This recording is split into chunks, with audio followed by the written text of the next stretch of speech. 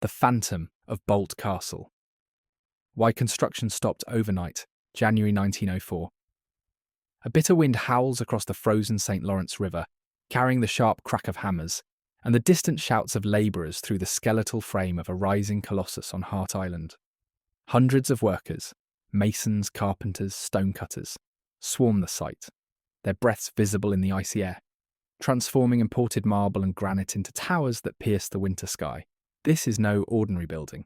It's a 6-story chateau of 120 rooms, sprawling across a 5-acre island, reshaped into the form of a heart, a monument to love costing $2.5 million, equivalent to over $85 million in today's dollars.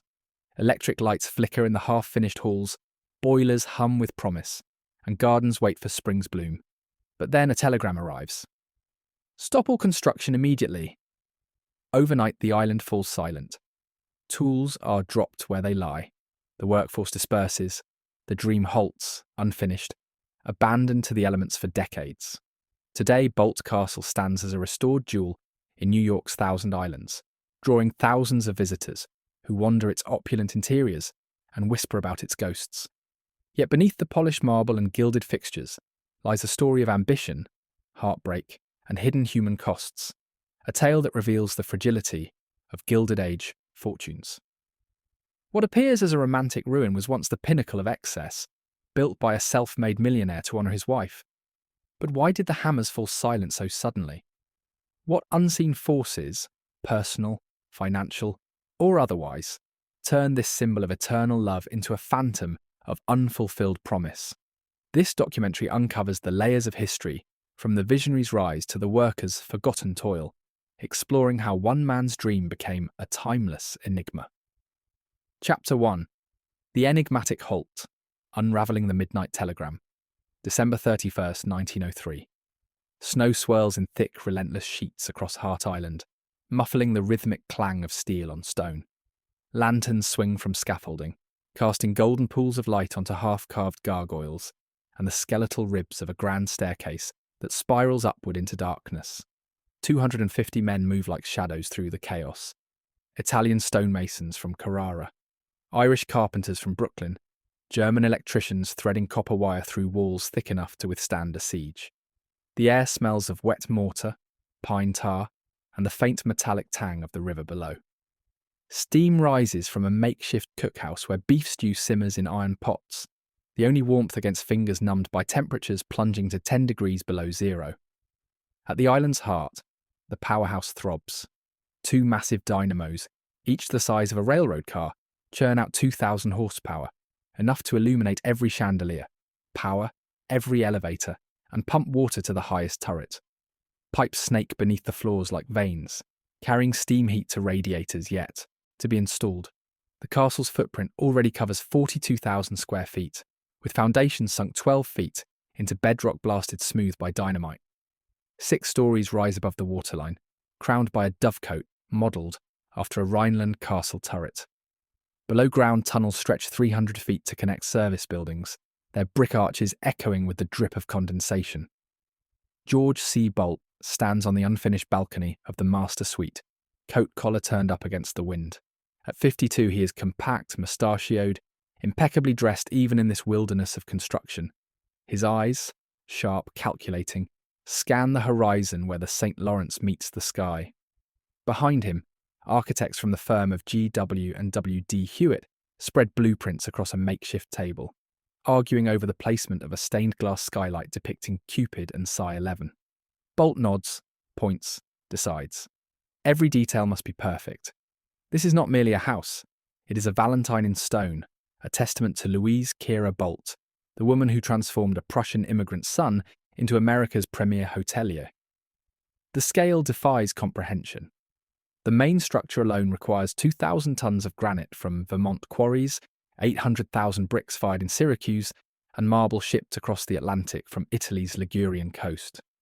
32 stained glass windows, each 8 feet tall, wait in crates stamped Tiffany Studios. The Grand Hall's ceiling soars 35 feet, its oak beams carved with intertwining hearts and the initials G and L. A pipe organ with 1/800 pipes, built by the same firm that supplied Wanamaker's in Philadelphia, sits half-assembled in the music room, its bellows silent but ready to fill the castle with sound. Yet for all its grandeur, the castle is a machine of human labour. At peak, 365 workers live on the island in barracks, heated by pot-bellied stoves. They earn $1.50 to $3 a day, good wages for the era, but a pittance compared to Boldt's fortune, estimated at $20 million in 1903. Meals are provided: salt pork, beans, bread, coffee strong enough to float a horseshoe. Injuries are common. A mason named Patrick O'Rourke lost 2 fingers to a chisel slip in November. He was sent back to Alexandria Bay with $50 and no further compensation. The work continues regardless. Deadlines loom. Louise's birthday is February 13th, and Boldt has promised the castle will be ready for her 40th celebration. The island itself is a feat of engineering.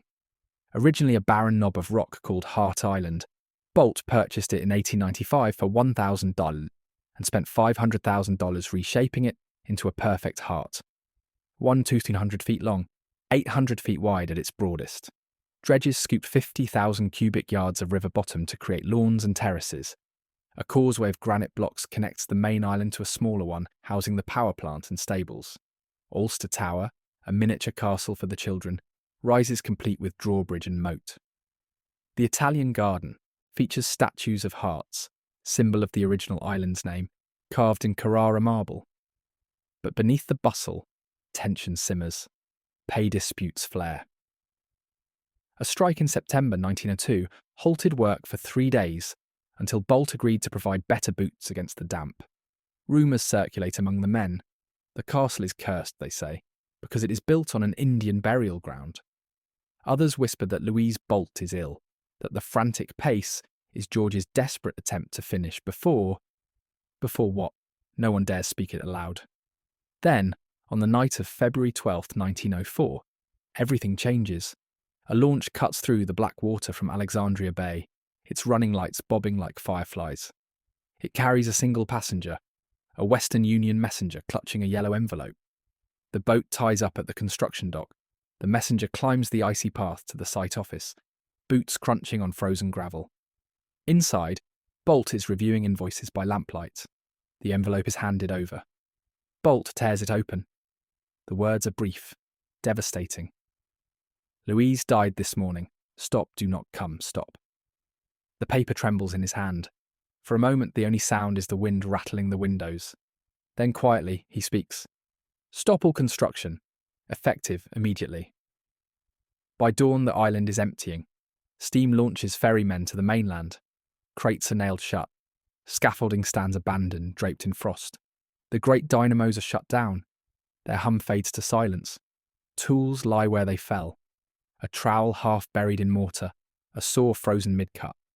The castle, 80% complete, is left to the mercy of the elements. This is the central paradox we will unravel. A monument to eternal love, abandoned in an instant because the love it honoured was gone. In the chapters ahead, we trace George Boldt's improbable rise from Prussian poverty to Gilded Age titan, examine the engineering marvels and human toll of construction, reveal the hidden lives of the workers who built his dream, and follow the castle through 73 years of decay and rebirth. We will walk the tunnels where steam once roared, stand in the ballroom where chandeliers now gleam again, and confront the question that echoes through every empty corridor. What happens to a dream when the dreamer's heart stops beating?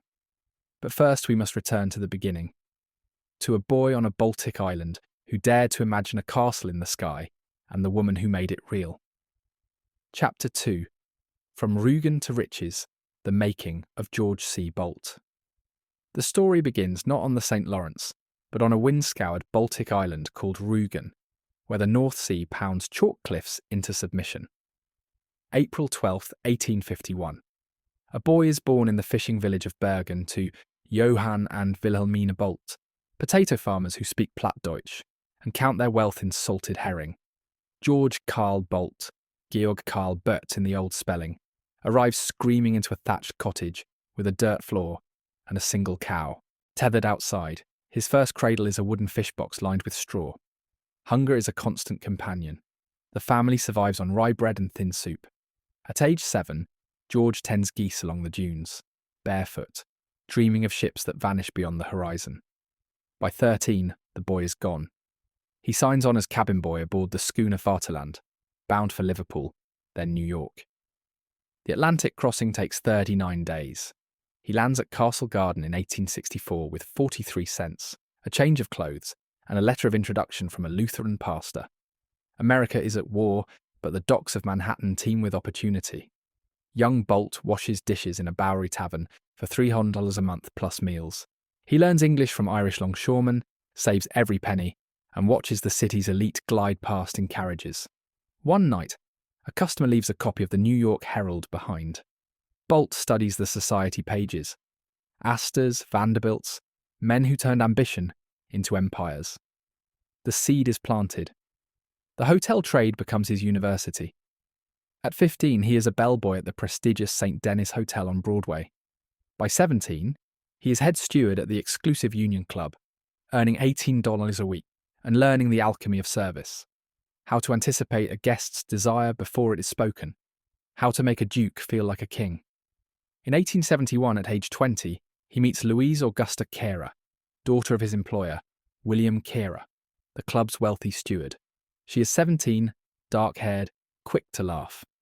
George courts her with stolen moments in Central Park, reading poetry beneath gas lamps. They marry in 1877 in a quiet Lutheran ceremony. Louise's dowry is modest, but her faith in George is absolute. The couple moves to Philadelphia, where George manages the dining room of the Bellevue Hotel. Here, he revolutionizes hotel service. He introduces the orchestra at dinner, the à la carte menu, the ice water pitcher on every table. Innovations copied nationwide. In 1881, he leases the beleaguered Stratford Hotel, renames it the Bellevue Stratford, and within 2 years, turns it into the most profitable hostelry in America. Profits soar past $100,000 annually, over $3 million today. He installs electric lights, hydraulic elevators, and a telephone in every suite. Guests include presidents, Grant, Hayes, Cleveland, and European nobility. The Philadelphia Inquirer dubs him the Napoleon of hotel men. Wealth follows. By 1890, Boldt's fortune exceeds $5 million. He buys a mansion on Philadelphia's Rittenhouse Square, summers in Bar Harbor, winters in Aiken. Yet something gnaws at him. The Vanderbilts have Biltmore. The Rockefellers have Kikuit. Boldt wants a monument that will outshine them all. Not for society, but for Louise. In 1893, he purchases Hart Island in the Thousand Islands for $1,000, a rocky speck locals call a good place to be left alone.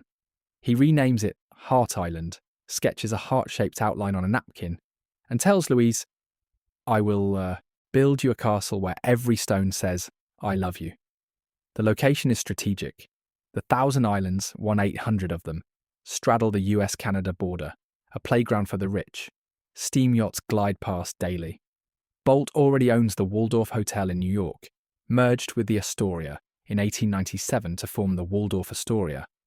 The Bellevue Stratford, and steamship lines on the Great Lakes.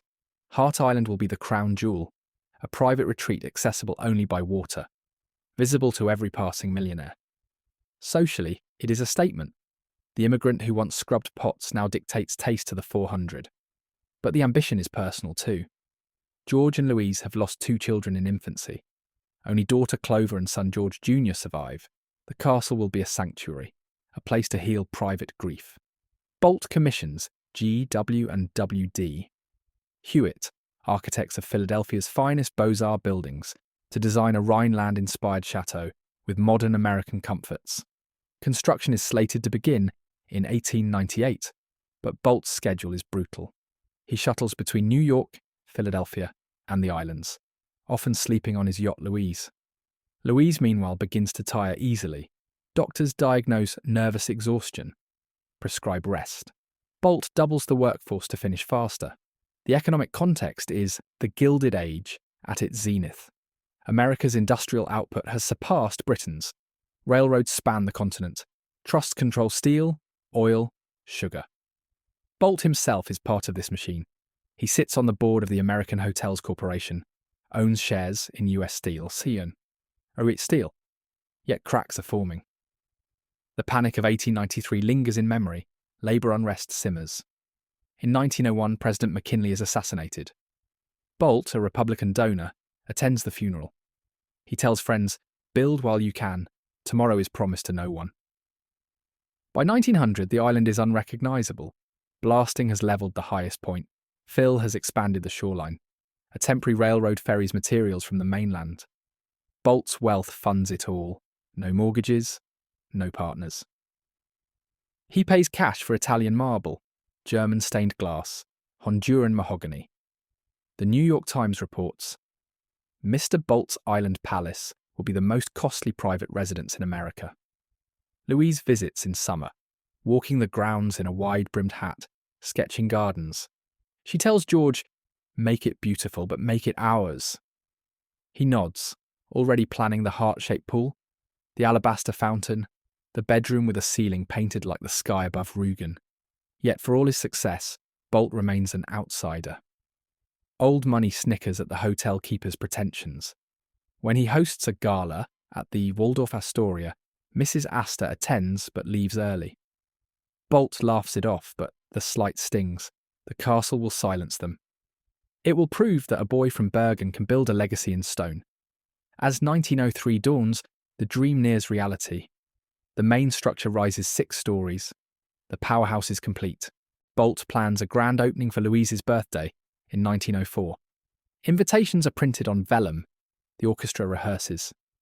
But in Philadelphia, Louise's fatigue deepens. She cancels a trip to the islands, citing a cold. Boldt wires daily. "How is my heart?" She replies, "Waiting for you." Little does he know that the castle's heartbeat, Louise herself, is faltering.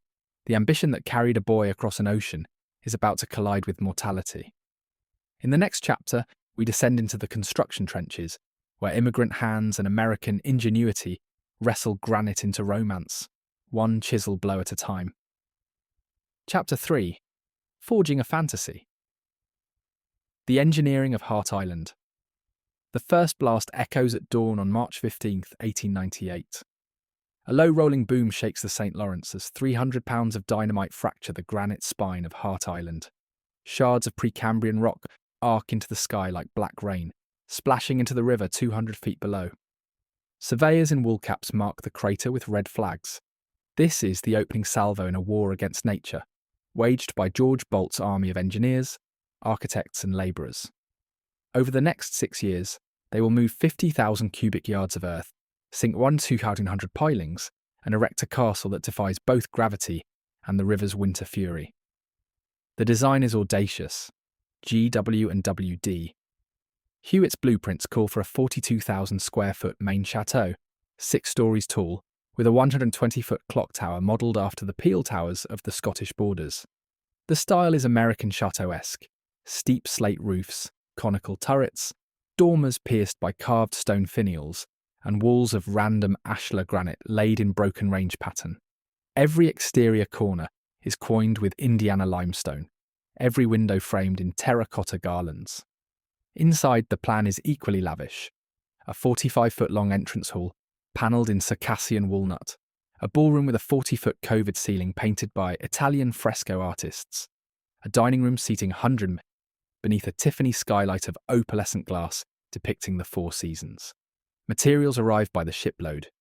From the Barr Granite Company in Vermont, 2,000 tons of grey-white stone, each block numbered and shipped by rail to Clayton, then barged across 4 miles of open water.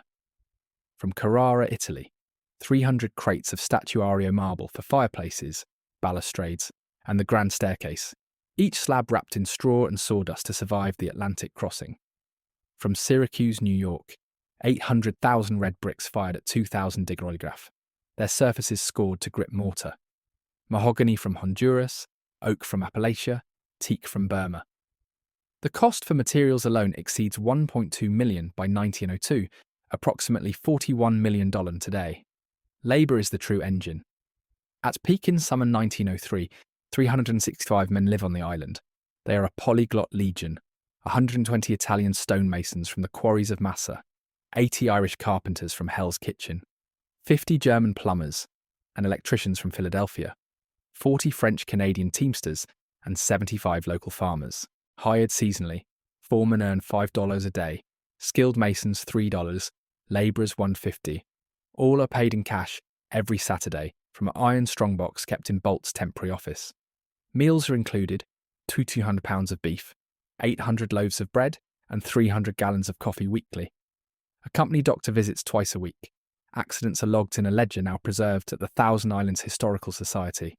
The workforce is housed in 2 long barracks of yellow pine, each 120 feet by 30 feet, heated by coal stoves and lit by kerosene.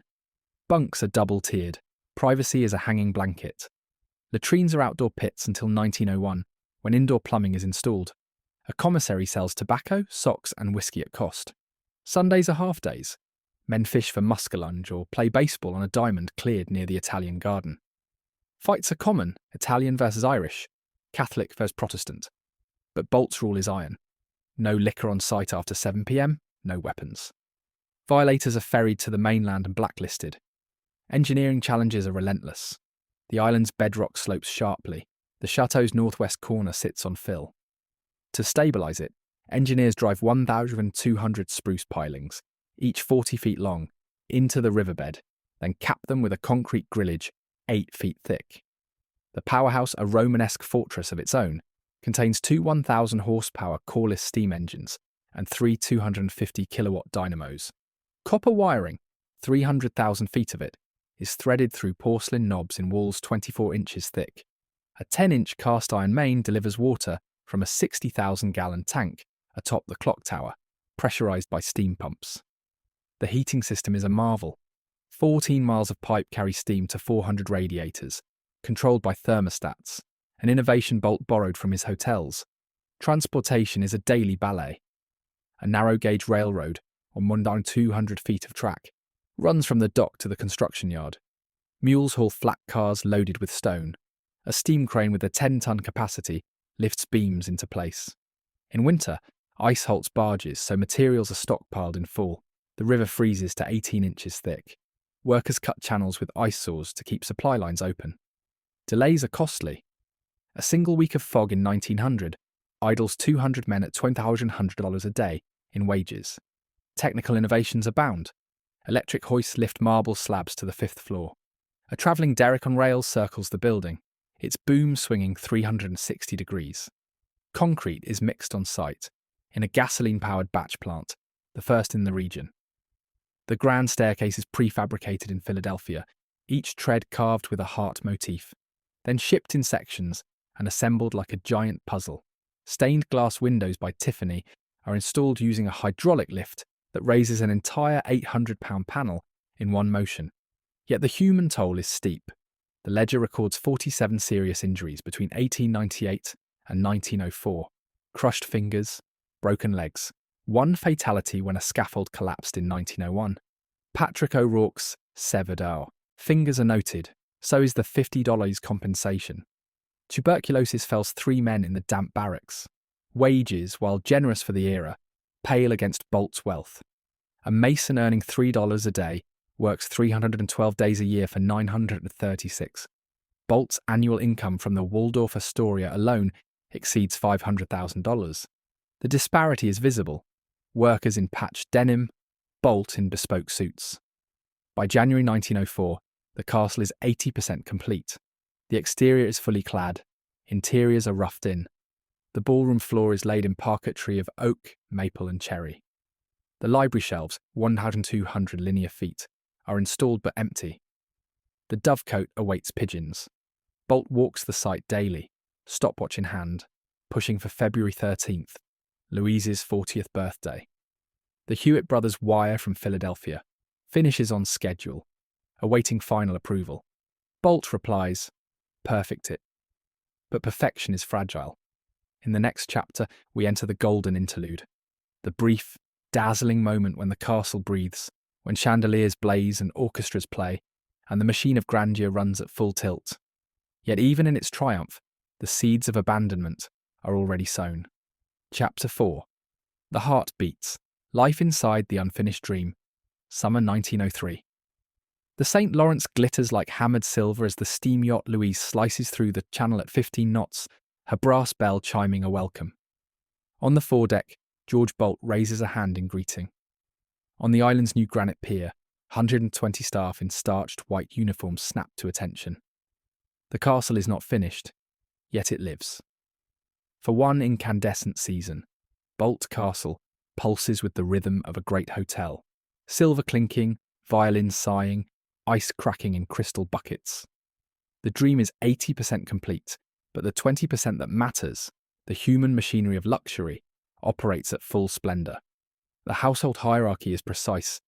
At the apex, Major Frank H. Mason, Boldt's private secretary, a Civil War veteran who schedules every minute. Below him, the chef de cuisine, Pierre Rouget, lured from Delmonico's with a $5,000 salary, over $170,000 today. Then the maître d', sommelier, head housekeeper, and chief engineer. In all, 142 permanent staff, 60 indoors, 82 outdoors, plus 40 seasonal gardeners and launch captains. Wages range from $75 a month for a first cook to $18 for a scullery maid. All are housed in the completed East Wing, men on the third floor, women on the fourth, separated by a locked door and a house detective who patrols at midnight. Daily life begins at 5:30 a.m. with the clang of the kitchen bell. 40 cooks fire up 6 coal ranges, the size of small locomotives. Copper pots, 300 of them, gleam under gas jets. Breakfast for the Boldts alone requires 24 eggs, 2 quarts of cream, a side of smoked salmon, and brioche baked in a brick oven built by a Breton mason. By 7, footmen in dove grey livery lay the dining table with Limoges, china, reed and Barton silver, and baccarat crystal. The high centerpiece, a 3-foot silver epergne filled with hothouse orchids flown in from Philadelphia. The castle's infrastructure hums invisibly. The powerhouse runs 24 hours, its dynamos feeding off 200 incandescent bulbs and 40 arc lamps. A 10-horsepower pump lifts river water through sand filters, then into the 60,000-gallon tower tank.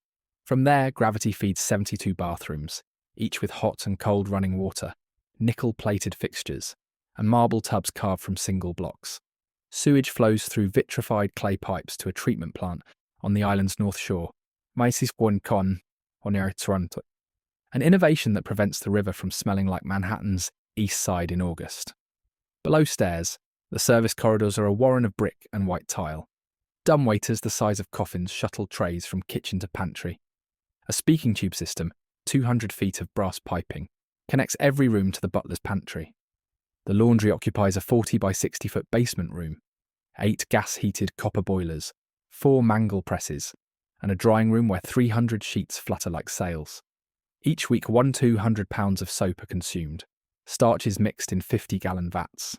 The head laundress, Mrs. O'Donnell from County Cork, rules with an iron scheduled to the minute. Social life revolves around the unfinished Grand Hall. Though the ceiling frescoes are only half painted, the parquet floor is complete. 25,000 pieces of wood in a sunburst pattern. On July 14, 1903, the Boldts host their first gala. 120 guests ferried from the mainland on 3 launches. Women in Worth gowns descend the temporary wooden staircase. Men in white tie toast with 1896 Veuve Clicquot. The orchestra, 22 pieces from the Philadelphia Symphony, plays beneath a canopy of Japanese lanterns. At midnight, fireworks burst above the clock tower, spelling Louise in golden sparks. The Watertown Daily Times reports, "No palace in Europe rivals the splendour seen on Hart Island last night. Hidden costs mount. The gala alone consumes $3,200, nearly $110,000 today, $800 from the champagne, $500 for orchids, $400 for the orchestra's rail fare. Annual operating expenses approach $150,000. Wages, coal, provisions, launches. The castle devours 200 tons of coal yearly. The icehouse stores 400 tons harvested from the river in February. Every orange arrives by express train from Florida, packed in sawdust.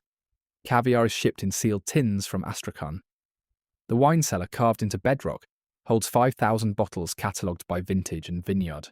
Yet cracks appear. Louise, now 39, tires easily. She spends afternoons on the shaded veranda, sketching the Italian garden, while a maid reads aloud from the House of Mirth. Doctors in New York diagnose anemia. They prescribe beef tea and rest. George wires daily from the Waldorf Astoria, where he oversees a $2 million expansion. He promises to return for her birthday in February. Meanwhile, construction races forward. Painters gild the ballroom ceiling with Fontecavi, 24-carat gold leaf. Plasterers mould cornices in the library. The pipe organ, 1/800 pipes, 42 stops, is installed in November, its first chord echoing through empty corridors like a prophecy. Staff whisper. The pace is brutal. 14-hour days for indoor servants, dawn to dusk for gardeners. A housemaid collapses from heat in August. She is sent to Alexandria Bay with 2 weeks' pay. The chef threatens to quit over late deliveries. Boldt raises wages 10% across the board, but the gesture feels desperate. In the barracks, construction workers, now reduced to 150, grumble that the castle will never open. They see Louise only from a distance, a pale figure in white on the balcony. By December, the island prepares for winter. Launches are hauled into the boathouse. Greenhouses are banked with manure for heat. The Boldts plan to return in spring, when the castle will be finished. Invitations for Louise's birthday are engraved. Mr. and Mrs. George C. Boldt request the pleasure. The date is set, February 13th, 1904. The menu is finalised. Consommé, filet of sole, saddle of lamb, charlotte russe. The orchestra rehearses tales from the Vienna woods. George cables. All is perfect. My heart beats for you. But the heart is failing. In the next chapter, we confront the human cost, the labourers who built the dream, the servants who sustained it, and the stark mathematics of wealth that made one man's romance another's hardship. Chapter 5. The price in sweat and stone. The human cost of grandeur. The clang of a hammer at 6 a.m. wakes Antonio Rossi in the upper bunk of Barracks B. 28 years old, he has been on Hart Island since 1899, one of 120 Italian stonemasons who crossed the Atlantic on the SS Kaiser Wilhelm II with a one-way ticket and a promise of $300 a day. His hands are scarred from chisels, his back aches from lifting 180-pound blocks of Carrara marble. Breakfast is polenta and salt pork in the mess hall, eaten standing because the benches are full. By 6:30, he is on the scaffold, 60 feet above the river, wind whipping his wool cap. The foreman's whistle shrieks. Another day begins. This is the unseen engine of Boldt Castle. 365 men in 1903, 1,825 man-years of labour, across 6 seasons. Their names are logged in payroll ledgers now yellowed at the Thousand Islands Historical Society. Patrick O'Rourke, Sean Murphy, Hans Becker, Giuseppe Moretti, Jean-Baptiste Leclerc. Most are immigrants, many speak little English. They earn $1.50 to £3. For a 10-hour day, 6 days a week, 468 to 930 skulls annually, enough to send $200 home to wives in Naples or County Kerry. Boldt's net worth in 1903, $20 million. The ratio is stark. One man's fortune equals the lifetime wages of 21,000 labourers. Conditions are brutal. The island is a construction zone without safety rails. Scaffolding is lashed pine poles. Planks flex under 300-pound stones. In July, temperatures top 95 degrees Fahrenheit. Men drink river water dipped from buckets. In January, they chip ice from tools at 15 degrees. The company doctor, Dr. Elias Corning, treats 312 cases in 1902 alone. 47 fractures, 89 lacerations, 12 cases of frostbite, 3 deaths from tuberculosis.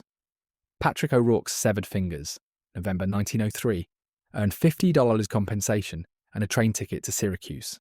No pension, no return. Wages by survival, not comfort. A mason's $3 buys 6 pounds of beef, 20 loaves of bread, or a pair of Red Wing boots. Rent in the barracks is free, but the commissary is not. 5C for tobacco, 10C for whiskey, 25C for a new shirt. Men pool money for letters home, postage 2C, and photographs to prove they are alive. Giuseppe Moretti sends $40 monthly to his village, near Lucca. His wife writes that the church roof is repaired. Sean Murphy, 22, saves for passage to bring his sister from Dublin. When a scaffold collapses in August 1901, killing carpenter Thomas Flynn, the ledger notes, $100 to widow, County Cork. Service staff fare little better. Inside the East Wing, 142 employees work 14-hour shifts. Head housekeeper Mrs. Margaret Doyle, 45, oversees 38 maids who polish 120 rooms, change 400 sheets weekly, and scrub marble floors on their knees with lye soap. She earns $40 a month plus room. A scullery girl earns $18. Meals are leftovers from the Boldt's table. Roast beef trimmed of fat, cold consommé. A maid caught eating an orange from the centrepiece is dismissed on the spot. In 1903, turnover is 60%. Many flee to hotel jobs in Saratoga with shorter hours. Economic impact ripples ashore. Alexandria Bay, population 1,200, swells with 500 construction families. Boarding houses charge $1 a night. Saloons thrive. The Boldt payroll injects $400,000 annually into Jefferson County, $13.7 million today. Yet most flows to suppliers in Philadelphia and New York. Local farmers sell hay and potatoes, but granite comes from Vermont, marble from Italy. The Watertown Daily Times boasts of prosperity. The Irish World prints letters from workers. We build a king's palace and sleep in sheds. Moral contradictions abound. Boldt is generous. He funds a hospital wing in Philadelphia, endows a Lutheran church. Yet on Hart Island, hierarchy is absolute. Foremen are American-born, labourers foreign.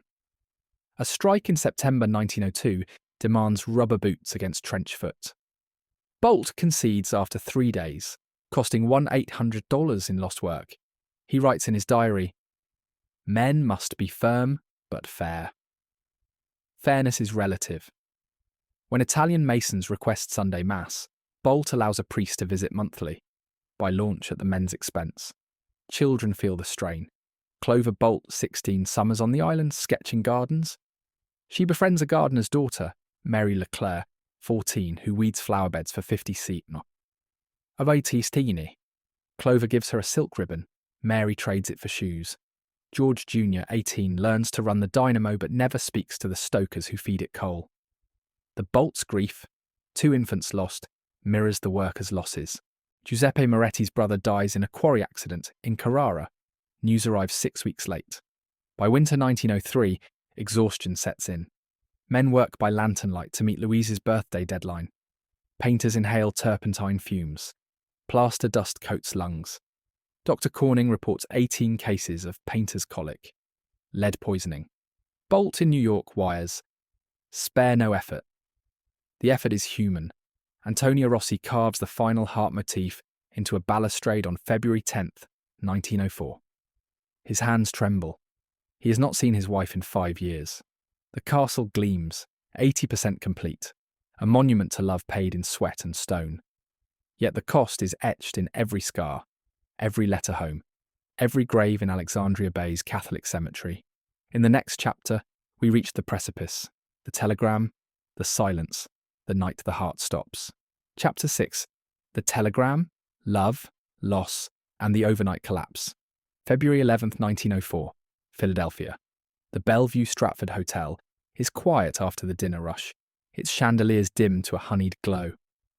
In the manager's apartment on the 5th floor, Louise Augusta Boldt lies propped on lace pillows, her breathing shallow. A coal fire crackles in the grate. The room smells of camphor and wilted lilies. Dr. William Osler, summoned from Johns Hopkins, adjusts his stethoscope. Heart failure, he confirms. Mitral regurgitation worsened by years of anemia. Louise is 40, but her face is the colour of parchment. She asks for George. He is in New York closing a $1.2 million deal for the Waldorf Astoria's new ballroom. A telegram is dispatched. Come at once. L. Critical. On Hart Island, the night shift works by electric floodlights. Antonio Rossi and 12 masons lay the final course of marble on the grand staircase landing. The air is 8 degrees. Breath freezes on moustaches.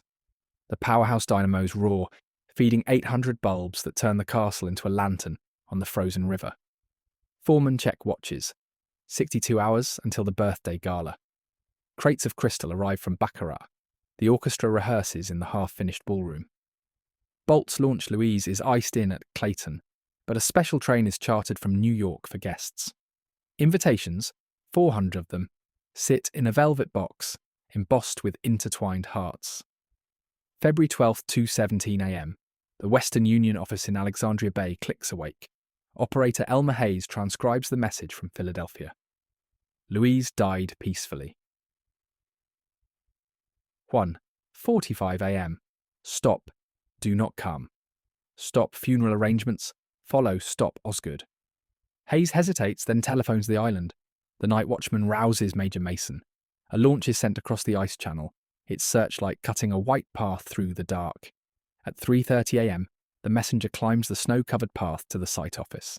Inside, Boldt has arrived unexpectedly, driven by a premonition. He is asleep in a camp chair, coat over his shoulders. The envelope is placed in his hand. He reads it once, then again. The paper slips to the floor. "Louise," he whispers. The word is a wound. Silence spreads like frost. Mason orders the dynamos throttled down. The lights dim to a murmur. Boldt stands at the window, staring at the river where ice floes grind together. Dawn is still 3 hours away. At 6 a.m., he issues the order that ends an empire. Stop all construction. Effective immediately. Pay every man through today. Send them home. The command ripples outward. Steam whistles sound 3 short blasts, the signal for shutdown. Workers emerge from barracks, bleary-eyed, expecting another day of marble and mortar. Instead, foremen hand out envelopes, final wages, plus 1 week's severance. $1.50 for labourers, $3 for skilled men. Total payout, $28,400, nearly $1 million today. No explanations, just Mr. Boldt's orders. By 8 a.m., the island is in exodus. Launches ferry men to the mainland in shifts of 50. Crates are nailed shut mid-unpacking. Scaffolding stands draped in frost. The grand staircase, 98% complete, receives its last touch of polish and is abandoned. The Tiffany skylight crated in the ballroom will never be installed. The pipe organ's final pipes are left leaning against the wall like fallen soldiers. Boldt remains alone in the master suite, coat unbuttoned, staring at the heart-shaped bed frame carved from Honduran mahogany. The mattress is not yet delivered. He runs a hand over the initials G and L entwined in the headboard. Then he walks the corridors, room by room, touching door frames, tracing marble veins. In the library, he opens a drawer and places Louise's last letter inside. "Hurry home, my love, the castle waits for us." He locks the drawer. The key goes into the river. Financial consequences cascade. Contracts are voided. The Hewitt firm is owed $180,000. Suppliers in Italy and Vermont hold $320,000 in unpaid invoices. Boldt settles every debt in cash within 30 days. No lawsuits, no liens. The total spent, $2.5 million. I don't know, $85 million today. The castle is 85% complete. Exterior fully clad. Interiors roughed in. Mechanical systems operational. Value if finished, $3.5 million. Value abandoned or scrap. Attempts to salvage falter. Boldt offers the island to his children. Both refuse. He considers donating it to Cornell University for a hotel school. Rejected. In 1905, he deeds the property to his daughter Clover, who never visits. The launch Louise is renamed Catherine, after his granddaughter, and sold. Boldt returns to the Waldorf Astoria, works 18-hour days, and never speaks Louise's name again in public. He dies in 1916 at age 65, buried beside her in Philadelphia's Woodlands Cemetery. The island decays. By 1910, copper gutters are stolen. Windows shatter in storms. The powerhouse roof collapses in 1923. Vines swallow the Italian garden. The heart-shaped pool fills with silt. Trespassers camp in the ballroom, carve initials in mahogany panelling. In 1950, a fire sparked by squatters guts Ulster Tower. The Thousand Islands. Bridge Authority acquires the property in 1977 for $1 planning demolition. Local outcry saves it. But in that frozen February of 1904, the collapse is absolute. A dream built by 2,000 hands over 6 years ends with one telegram. The castle becomes a monument not to love, but to its absence. In the next chapter, we follow the castle through 7 decades of ruin and resurrection, as new stewards confront the phantom and coax a heartbeat from stone. Chapter 7. From Ruin to Rebirth. The castle's long sleep and awakening, March 1918. A US Navy patrol boat noses through the ice floes of Hart Island, its crew scanning for German saboteurs rumoured to be hiding in the Thousand Islands. The castle looms above them, windows blind with frost, slate roofs sagging under 6 feet of snow. Inside, the grand hall is a cavern of echoes. Snow drifts across the parquet floor through a broken dormer. A squirrel skitters over the heart-shaped bed frame, now warped and grey. The Navy men leave after an hour. No enemy, only ghosts. For 73 years, Boldt Castle is abandoned to the river's mercy. Nature reclaims what George Boldt built. Copper gutters are pried loose by scrap dealers in the 1920s. Leaded glass is shot out by vandals in the 1930s. During Prohibition, rum runners used the powerhouse as a warehouse, stacking crates of Canadian whiskey beneath the silent dynamos. World War II brings blackouts. The island becomes a teenage dare, a place to drink beer and carve initials into mahogany. By 1950, the Italian garden is a jungle of sumac. The heart-shaped pool holds stagnant water and bullfrogs. A fire in Ulster Tower that year leaves only blackened walls and a scorched drawbridge. Ownership drifts. George Boldt's will places the island in a trust for his grandchildren. Taxes accrue, $1,200 annually by 1958. The family offers it to New York State for $50,000. The offer is declined. In 1962, the Thousand Islands Bridge Authority, TEBA, acquires the property for $1 in a tax foreclosure intending to demolish the White Elephant. Local historian Harold Herrick rallies opposition. "Tear it down," he warns, "and you erase a century of history." Petitions circulate, school children send pennies. Demolition is postponed. The long sleep begins in earnest. Tiber installs a caretaker, Edouard LaRose, a retired ferry captain who lives in the old boathouse with a kerosene stove and a shotgun. His job, keep out trespassers and vandals. He fails. By 1970, graffiti covers the ballroom walls. The pipe organ is stripped for its ivory keys. A 1972 hurricane rips 40 slates from the clock tower. Rain pours into the master suite, rotting the ceiling fresco. The castle is valued at $0 on Tiber's books, an insurance liability. Yet memory persists. Tour boats from Alexandria Bay circle the island daily, guides spinning tales of the cursed castle. In 1977, Tiber votes to restore it as a tourist attraction. The price tag, $2 million for stabilisation. Alone, federal grants are denied. The castle is private, not public. A new plan emerges. Sell admission. Use proceeds for repairs. On July 4th, 1978, Boldt Castle opens to the public for the first time. 5,000 visitors arrive by ferry, paying $1 each. They walk plank catwalks over missing floors, peer into dark tunnels, and leave with stories. Restoration is glacial. The first decade focuses on survival. Engineers pump 2.5 million gallons of water from the basement. They shore the powerhouse roof with steel beams. Slate is replaced tile by tile, 12,000 of them, sourced from the same Vermont quarry Boldt used. The grand staircase, miraculously intact, is cleaned with toothbrushes and distilled water. By 1985, the exterior is weather-tight. The clock tower chimes again, its mechanism rebuilt by a Swiss horologist for $42,000. Funding's creative. Tiber sells buy-a-brick certificates, 25 $. For a granite block engraved with a donor's name. A 1988 gala at the Waldorf Astoria raises $180,000. Survivors of the 1903 workforce attend, now in their 90s. The National Trust for Historic Preservation grants $500,000 in 1992 for mechanical systems. Electricians rewire the castle using Boldt's original plans, threading 60,000 feet of cloth-insulated cable through restored porcelain knobs. The dynamos are too fragile to run, but a modern generator hidden in the powerhouse supplies 21st century power. Modern challenges mount. Annual maintenance, $1.8 million. Visitor numbers peak at 225,000 tolls in 2005, then decline with gas prices. A 2011 microburst topples 14 trees onto the Italian garden.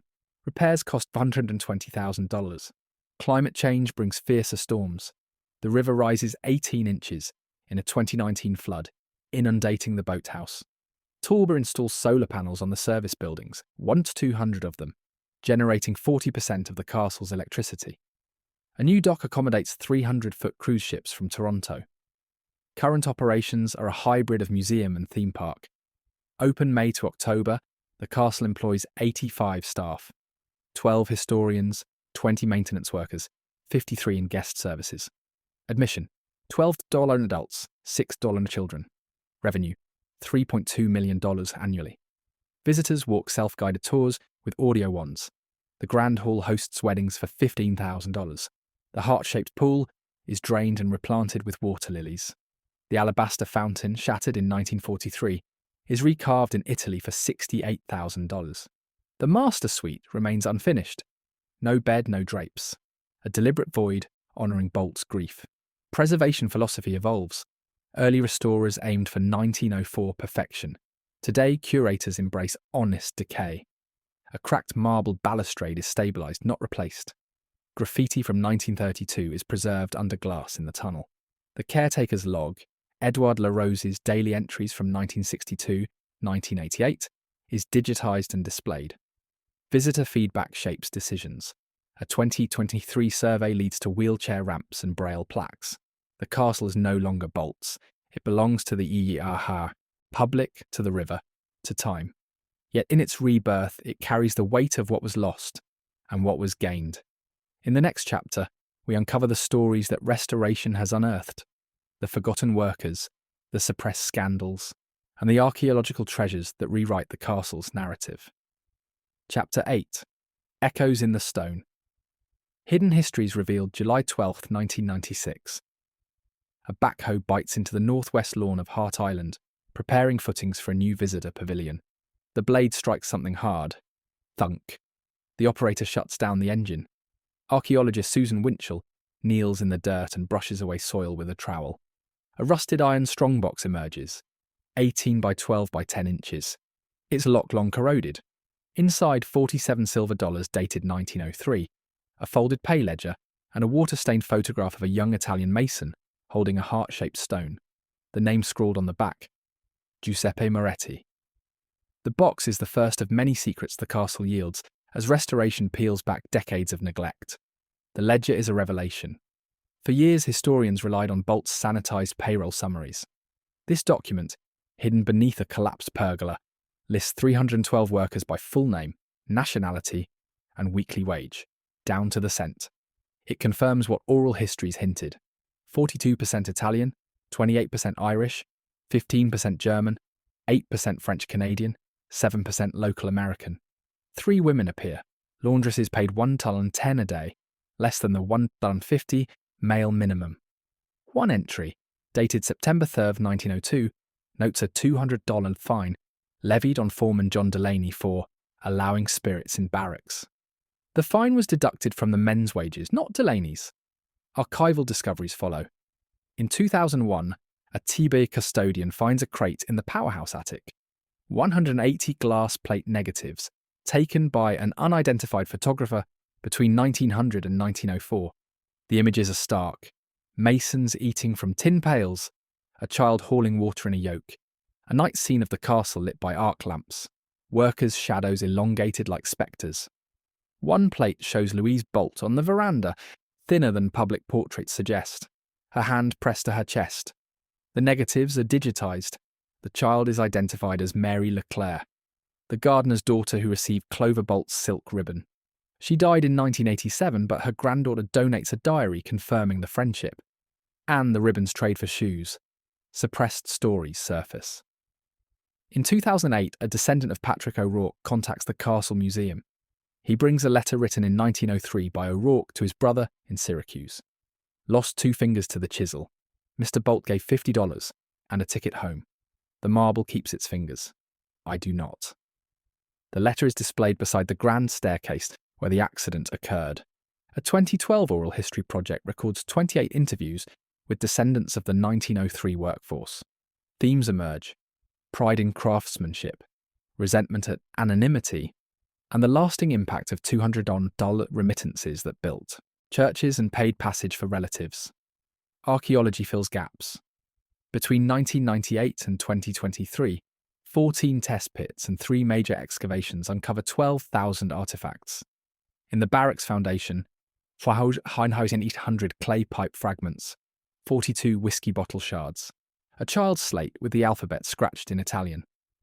Beneath the kitchen, 3,200 animal bones, mostly beef shank and pork rib, confirming the workers' diet of tough cuts while the Boldts dined on filet. A 2019 dig in the Italian garden yields a silver spoon engraved Waldorf Astoria 1898, likely pilfered by a staff member and buried to avoid detection. Carbon dating of charcoal. From the 1950 Ulster Tower fire matches squatters' campfires documented in caretaker logs. The most poignant find comes in 2015. During sewer line repairs, workers uncover a small cedar box beneath the service corridor floorboards. Inside, a lock of dark hair tied with blue ribbon, a dried violet, and a note in Louise Boldt's handwriting. For my heart, February 13th, 1904. The box was never delivered. Conservators preserve it in an argon-filled case. It is displayed in the master suite beside the empty bed frame. Modern reckonings follow. In 2020, TIBA forms the Boldt Labour History Committee, co-chaired by a descendant of Giuseppe Moretti and a Jefferson County historian. Their report recommends a permanent exhibit, The Hands That Built the Heart. Opened in 2022, it occupies the former laundry room. 1,200 square feet of white tile, now lined with touchscreens, artifacts and reconstructed bunks.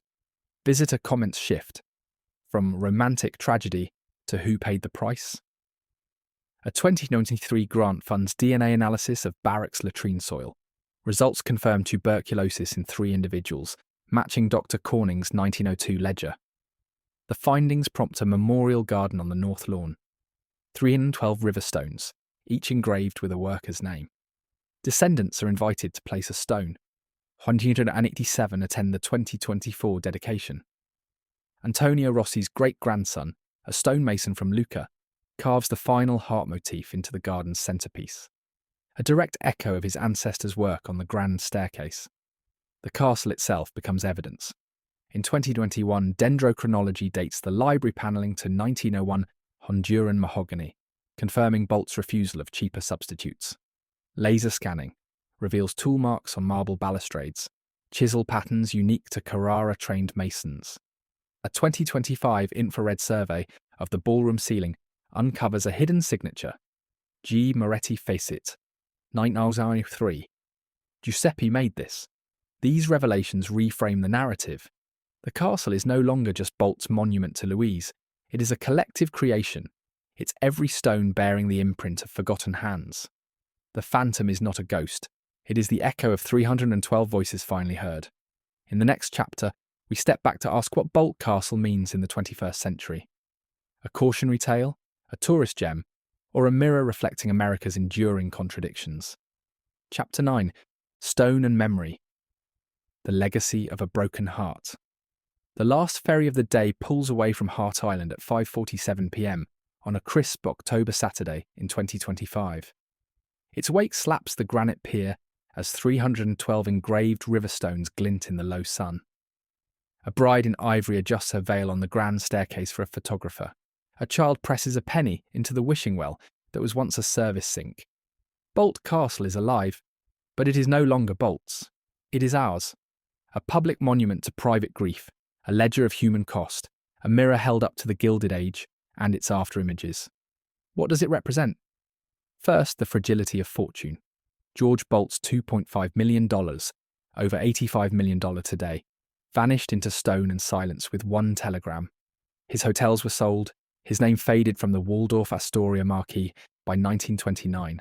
The castle proves that even the mightiest dream can be undone by biology.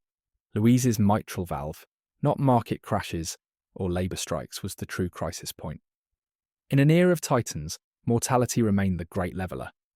Second, the asymmetry of grandeur.